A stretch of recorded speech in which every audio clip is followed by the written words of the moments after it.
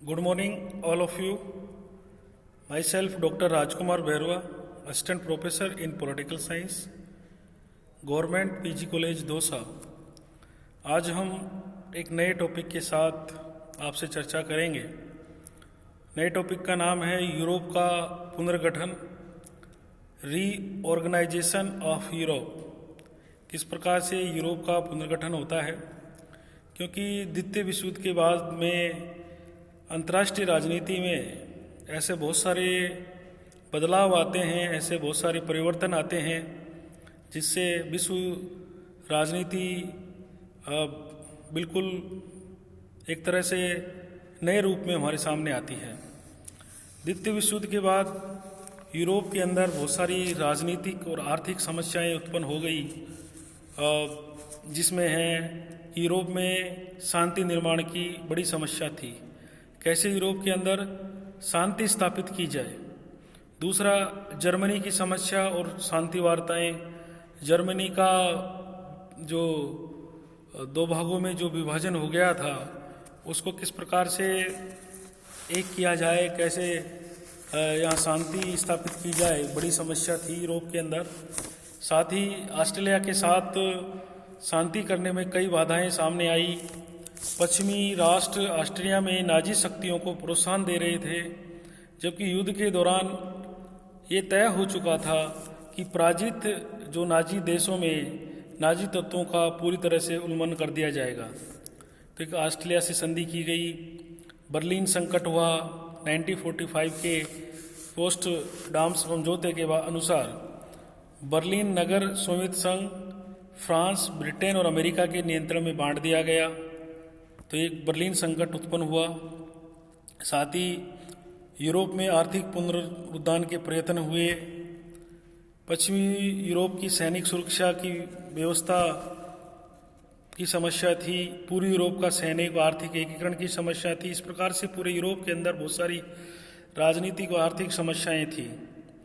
Europe में आर्थिक पुनरुत्थान और एकीकरण के प्रयास किए गए। द्वितीय विश्व युद्ध के बाद यूरोप का पुराना महत्व और प्रभुत्व क्षीण हो चुका था। युद्ध के भीषण विध्वंस ने यूरोप को आर्थिक और राजनीतिक दृष्टि से निर्बल बना दिया। जहाँ यहाँ एक तरफ पूर्व दिशा में सोवियत संघ की विस्तारवादी नीति उसे आतंकित करने लगी, वहाँ दूसरी ओर पश्चिमी दिशा में संयुक्त राज्य अमेरिका का उत्कर्ष भी उसे व्यथित करने लगा।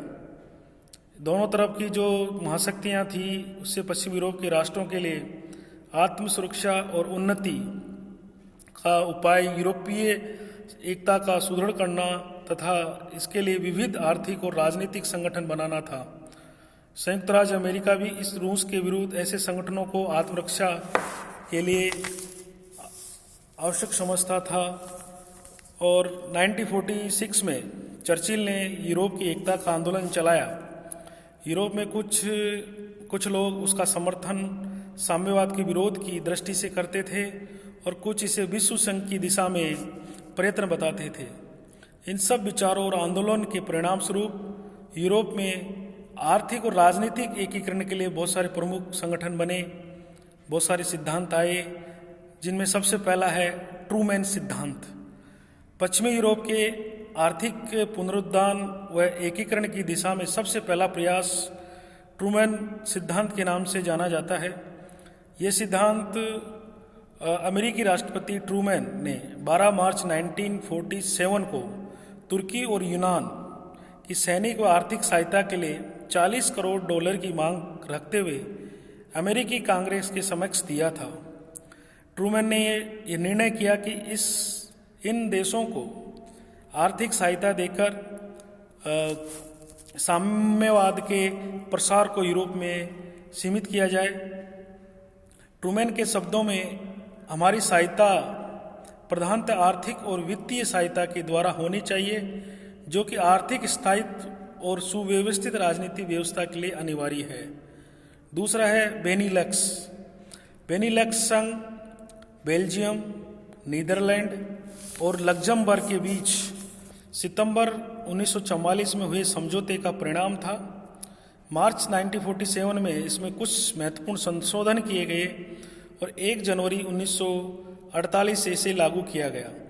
इसके अंतर्गत सदस्य राष्ट्रों ने अपने बीच चुंगी व्यवस्था को पूरी तरह समाप्त कर दिया और आयात पर एक समान टैरिफ कार्यक्रम की स्थापना की। समझौते का अंतिम लक्ष्य एक आर्थिक संघ, कंप्लीट इकोनॉमिक यूनियन का निर्माण बताया गया। तीसरा है मार्शल योजना। मार्शल योजना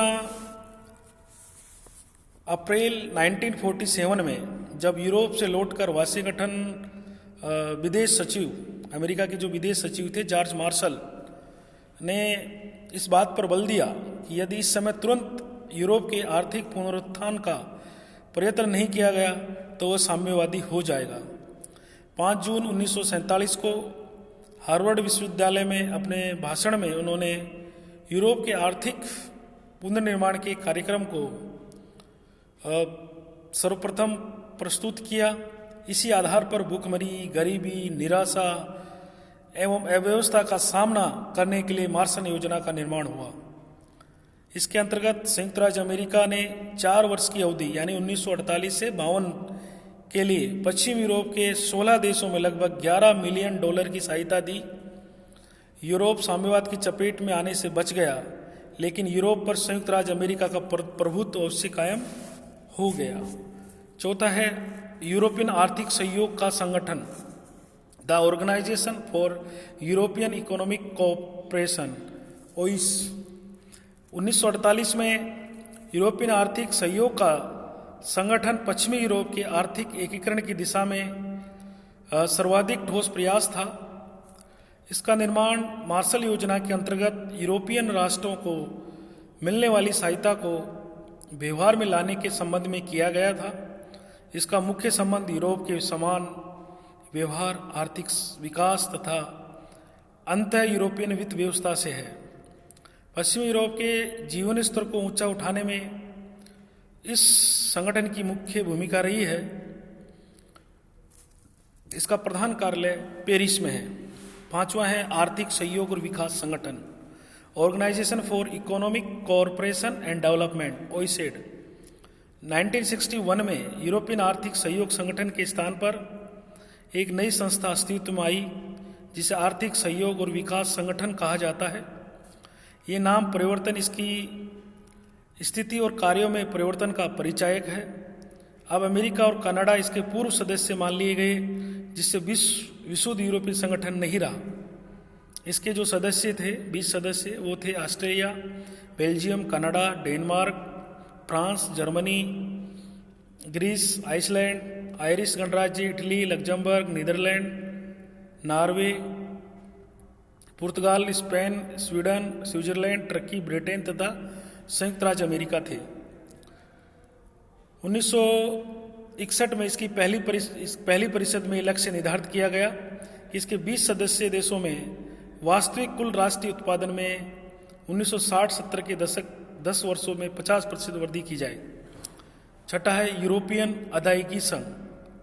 इस संस्था का निर्माण सितंबर 1950 में हुआ। इसका प्रयोजन अंतर यूरोपियन व्यापार को सुविधाजनक बनाना है। ये अपने सदस्य राज्यों में एक देश की कमाई को दूसरे देश में उसका ऋण अदा करने के लिए सुलभ बनाने की व्यवस्था करता है। इससे अंतर्राष्ट्रीय व्यापार और अदायगी के भुगतान में बड़ी सुविधा हो गई। 7वां है यूरोप की परिषद, काउंसिल ऑफ यूरोप। 1948 में 26 यूरोपीय देशों के 1000 प्रभावशाली नागरिक यूरोप कांग्रेस के नाम पर एक में एकत्रित हुए। संयुक्त राज्य यूरोप और यूरोपीय विधानसभा की स्थापना का आह्वान किया गया। इसके अंदर इसके संविधान में इसका उद्देश्य बताया गया कि आर्थिक और सामाजिक प्रगति के लिए अपनी सामान्य विरासत के आदर्शों और सिद्धांतों में पहले से अधिक एकता लाई प्रयास करेगी। 8वां यूरोपियन कोयला तथा इस्पात समुदाय। इसके अंतर्गत राष्ट्रों के बीच में आपसी एकता को बढ़ावा देने के लिए संगठन बनाया गया। 9वां यूरोपियन आणविक शक्ति समुदाय। ये 25 मार्च 1957 में रोम में संधि के अनुसार हुआ। 10वां यूरोपियन मुक्त व्यापार संघ, ये बहुत इंपॉर्टेंट था। यूरोपीय साझा व्यापार से ब्रिटेन तथा अन्य देशों को काफ़ी हानि पहुंची, अतः इसके दुष्प्रभावों को दूर करने के लिए ग्रेट ब्रिटेन ने इसका निर्माण किया। इसके सदस्य 7 राज्य थे, जिसमें ब्रिटेन, ऑस्ट्रिया, डेनमार्क, नॉर्वे, पुर्तगाल, स्वीडन तथा स्विट्जरलैंड थे। इसका मुख्य उद्देश्य था कि सदस्य राज्यों द्वारा जो टैक्स था टटकर, उसको धीरे धीरे घटाने की व्यवस्था करना है। 1 जनवरी 1963 तक इन देशों ने अपने टटकरों में 50% की कमी की गई। सदस्य देशों से भिन्न देशों के माल पर इन्हें चुंगी लाने का अधिकार है। ब्रिटेन को राष्ट्रमंडल के देशों को चुंगी से छूट देने तथा विशेष व्यवहार करने की पूरी स्वतंत्रता थी। और 11वां है यूरोपियन आर्थिक समुदाय। यूरोपियन आर्थिक समुदाय अनेक नामों से जाना जाता है, जैसे साझा व्यापार, यूरोपियन साझा व्यापार आदि। इसको यूरोपियन आर्थिक समुदाय कहना ही अधिक उचित होगा, क्योंकि यही उसका अधिकृत शीर्षक है। 1 जनवरी 1958 की संधि द्वारा यूरोपीय आर्थिक समुदाय की स्थापना हुई। उपयुक्त कारणों को आर्थिक समुदाय की स्थापना की दृष्टि से प्रोत्साहक कह सकते हैं। राजनीतिक सिद्धांतों की समानता एक अन्य सहायक कारण था। राजनीतिक प्रतिस्पर्धा से न केवल राष्ट्रीय संकट आते वरन यूरोपीय सभ्यता के लिए घातक सिद्ध होती है।